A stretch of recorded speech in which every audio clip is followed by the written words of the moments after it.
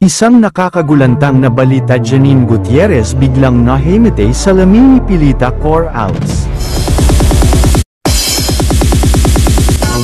Isa nga sa mga labis na nasaktan sa nangyari ay ang actress na si Janine Gutierrez. Di alam ng ilan na isa si Janine sa mga paboritong apo ng yumaong si Pilita Corrales. Halos parang tunay na anak na talaga ang turing ni Pilita kay Janine kahit ito ay lola na.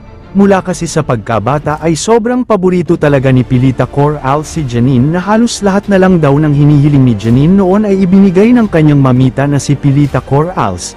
Alam ni Janine kung gaano siya kamahal ng kanyang mamita at talagang nararamdaman naman niya ito mula pagkabata. Mahahalata naman na si Janine talaga ang look-alike ni Pilita saan mang anggulo tingnan.